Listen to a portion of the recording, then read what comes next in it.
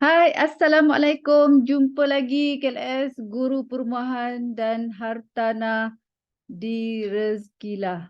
Alright, so kali ni kita nak tahu, okay, macam mana kita nak sign tenancy agreement dengan landlord. Alright, so bila kita dah deal dengan landlord, kita dah nego kau-kau dengan landlord, landlord pun dah benarkan kita buat sublet. So sekarang ni kita nak sign tenancy agreement. So apa sepatutnya yang ada dalam perjanjian tenancy agreement. Okay. So kali ni KLS kena menggunakan slide sebab KLS nak tunjuk sedikit tentang syarat-syarat dalam tenancy agreement. Alright. Okay. So apa yang kita perlu ambil apa orang kata precaution kan ataupun ambil serius kan bila kita nak sign tenancy agreement. So ramai sangat-sangat subletter yang KLS perasan lah daripada kalangan student KLS yang buat silap dekat sini. Bila dia nak sign tenancy agreement sebab ada agent yang terlibat. So agent tu minta menggunakan tenancy agreement dia. Sedangkan yang nak buat bisnes adalah kita. Alright. Perjanjian penyewaan ni adalah satu kontrak. Legal contract. Takkan you nak biarkan orang lain yang memberi arahan kepada kita.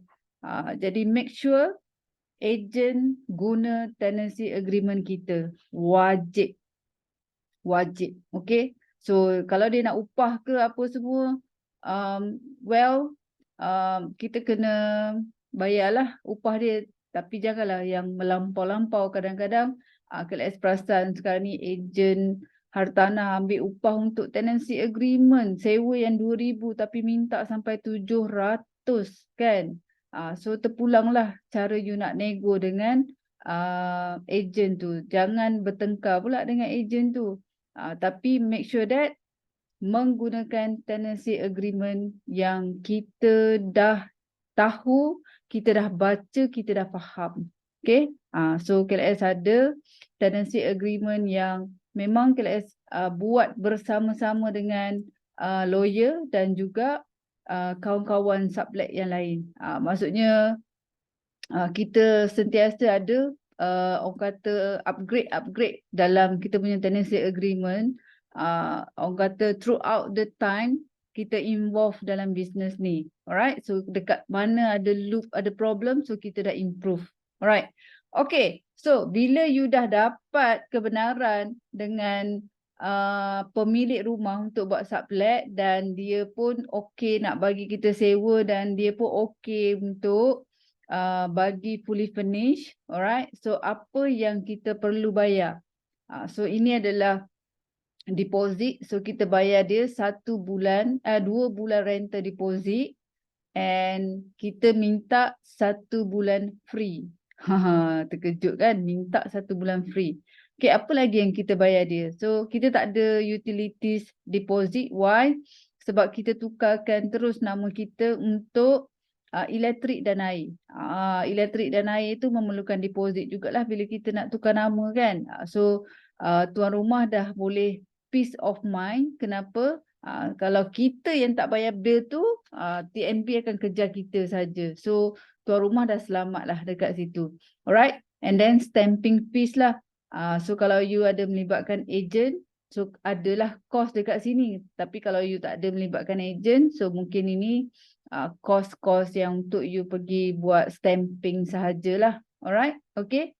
So segala yang dipersetujui oleh anda, ejen, tuan rumah, mestilah jelas dan tepat. Okay. So mesti tulis dalam borang tempahan sewa ataupun perjanjian penyewaan. Segala apa yang kita setuju. Contoh, KLS bagi contoh. So kita minta owner untuk repair aircon, untuk servis aircon dulu sebab aircon tak sejuk kan. So kita kena tulis secara jelas dan tepat. Aircon bilik mana, horsepower apa, brand apa. Alright. Supaya benda tu menjadi satu dokumen yang legal yang kita boleh rely on. Alright?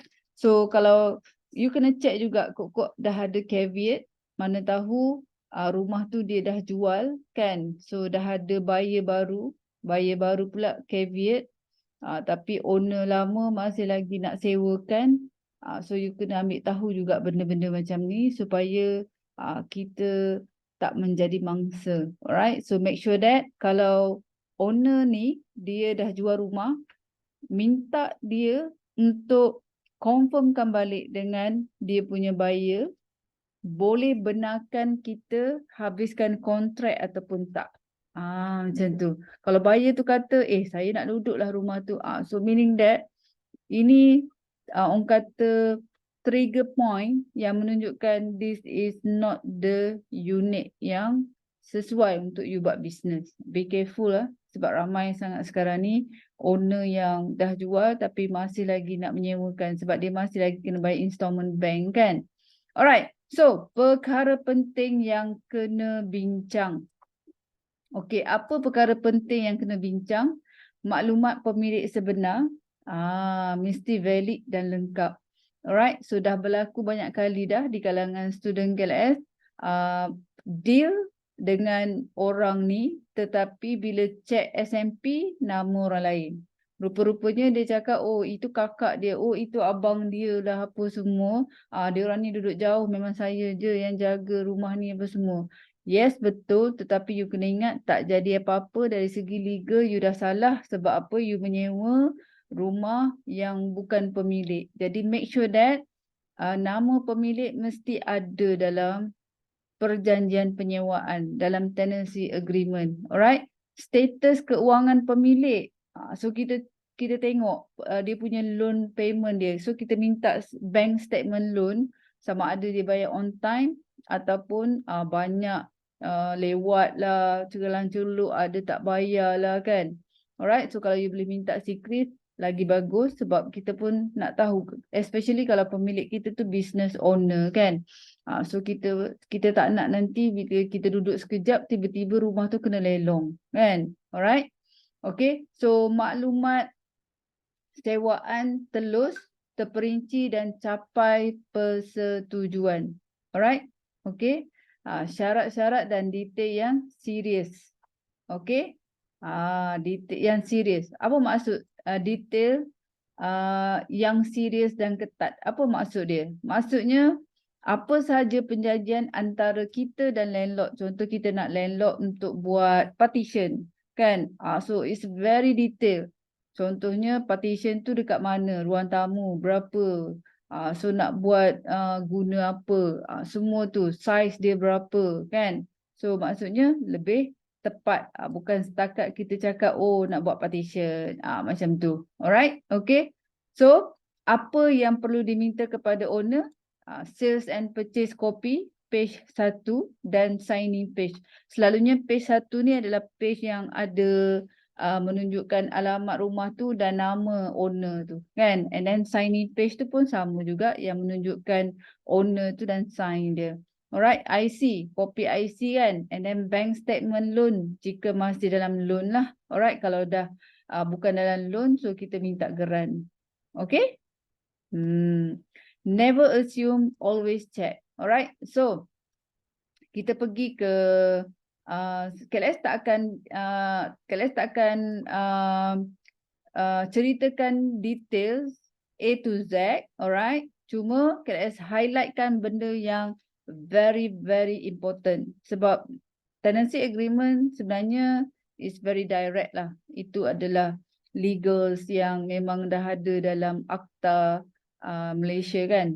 Alright, okay. So, disarankan nama sebenar pemilik sahaja dan hanya satu nama. So, this is the best, satu nama. Disarankan nama bisnes, maksudnya kita sebagai subletter kan. So, better you gunakan bisnes berbanding dengan nama you. Alright, so kita buka SSM. Alright, so kita ada nama SSM kita ada alamat SSM kita. Alright. Dan kita pun ada account, current account SSM kita. So, kita tak menggunakan personal info. Alright. So, jika ada permintaan untuk kenaikan sewa, you nego to maximum 10%. Maksudnya kalau owner tu, landlord tu kata, takkan tak ada kenaikan sewa, you nak sewa 3 tahun, takkan sama je 3 tahun. Alright, so you minta untuk consider maximum 10% every year. Okay? So kalau kita tak letak maximum 10%, takut nanti bila owner nak naikkan sewa tu, dia naikkan ikut RM dia. So kalau dari segi persentage dah jadi 20%, 25% kan? Alright. Tolong tulis dengan tepat jenis barang, size, brand dan lokasi barang. Okay. Tenancy agreement dengan landlord sangat penting sebab kita sewa rumah fully furnished. Okay. Owner, landlord mungkin tak ingat barang dia apa. Kita sebagai subletter pun sebab mungkin kita ada barang yang kita beli juga. So mungkin kita pun tak ingat barang kita yang mana, barang landlord yang mana. Jadi first, definitely you kena tulis dulu apa barang yang landlord bagi dan lokasi dekat mana, brand apa. Kan kalau ada rosak, nyatakan kerosakan dan kalau kita nak owner tu repair, so bagi tahu repair tu repair apa, bila landlord tu boleh siap. Okay? Nampak tak? Sangat detail. Alright? Buat list dan muka surat ini mesti ditandatangani. Maksudnya you buat list tanggungjawab. Okay? Tanggungjawab tuan rumah dan penyewa. Penyewa tu kita. Maksudnya contoh kalau aircon rosak, siapa yang kena repair? So kita dah buat list siap-siap lah kalau ada barang rosak kan. Sebab kita dah ada tadi list barang yang dia provide kan. So kita buat list pula dari segi tanggungjawab. Contohnya katil tu patah. Okay. So tanggungjawab siapa untuk repair ataupun replace kan. Kalau contoh kita tahu itu daripada tenant, so of course tugas kita lah yang kena dapatkan ganti rugi daripada tenant kan. Tapi kalau memang dah wear and tear, contohnya you dah sewa dengan dia dah 5 tahun dah. So tiba-tiba katil tu tak ada apa, tak ada ribut, tak ada apa, tenant duduk biasa je, patah kaki. So mungkin dah sampai masa wear and tear kan. So you kena bincangkan benda ni secara detail dengan landlord. Sangat penting and then tanda tangan lah. Okay, pastikan ada tanda tangan ejen sebagai saksi jika melibatkan ejen hartanah. Alright. Untuk page kedua, alright. Apa yang penting adalah, nampak tak dekat sini, landlord kan. Alright. Kena sediakan this document and then kita, alright. So selalunya kita ni chief tenant lah. Kalau kita adalah subletter, chief tenant lah. Ataupun property manager ke kan. Alright. Okay.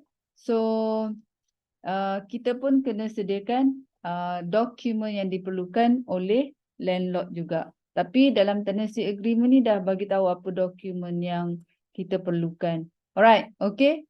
So tenant, so maksudnya kita lah kan, to pay all charge due. Alright. Okay, sorry. Ini bukan tenant lah, ini landlord. So arrow tu salah. Landlord lah. Okay, landlord. Okay.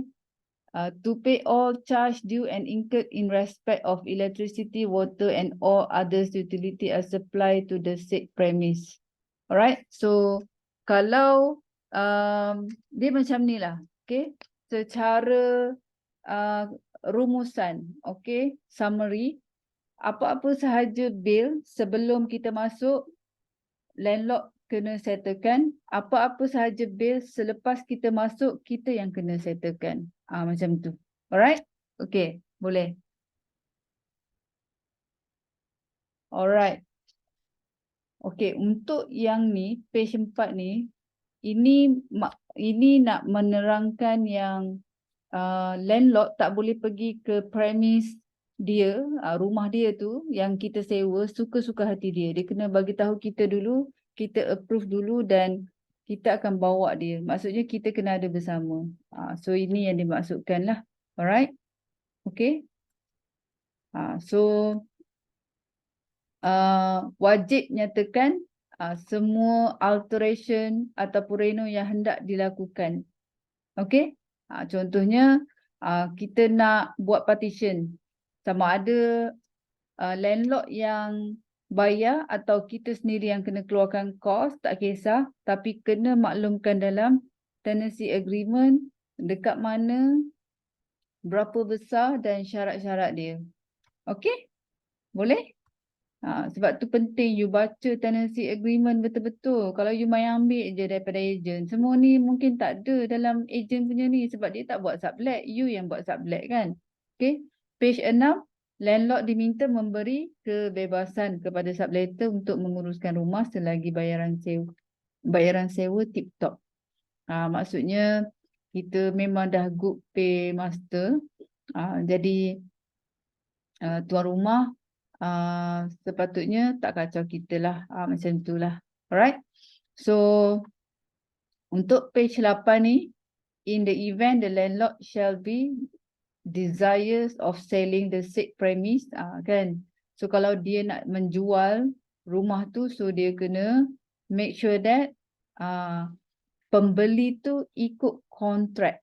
Okay, kontrak yang kita dah buat perjanjian. Kalau tak, landlord tu kena bayar lah, kena bayar yang the remaining months contract tu. Okay, nampak tak? Dia dah masukkan semua. And then make sure sign lah. Sign landlord, sign witness dia, and then kita punya sign, kan? Right, so witness dia punya agent lah. The best is agent lah. Kalau agent tak ada, then dia punya spouse ataupun anybody from dia punya side lah, to be witness. Okay, from our side pun good also kalau you ada witness. Alright, then this is the schedule. You just lengkapkan butiran-butiran penting, especially terms and condition, dia punya harga sewa kan, bila kena bayar, deposit berapa, semua tu. Alright, so ini just macam schedule sajalah, summary saja. So this is the example inventory list. Alright, so kita kena listkan semua dan letak gambar. Ambil gambar. Sebab tu penting masa viewing kita ambil banyak-banyak gambar. Bila kita dah setuju tu, gambar tu kita listkan. Kita letak dalam satu kertas, kita print out. So kita bagi tahulah this is the furniture ataupun alat-alat yang ada dalam you punya rumah. Macam tu. Alright, okay. So listkan semua servis dan barang yang tuan rumah akan provide, kan. Kod-kod lah. Tuan rumah ni dia memang dah ada wifi dah. Selama ni memang dia dah sewa melalui wifi dah apa semua. So dia kata tak apalah, saya includekan sekali lah wifi. Contoh. So kena listkan lah mana yang dia include kan, yang dia provide. So listkan tanggungjawab melibatkan kos tuan rumah dan subletter macam tadi yang Kak cakap tadi. Alright. So itu tenancy agreement dengan landlord. So belajar sesuatu. Alright. So kita akan berjumpa lagi di video akan datang untuk topik seterusnya. Bye.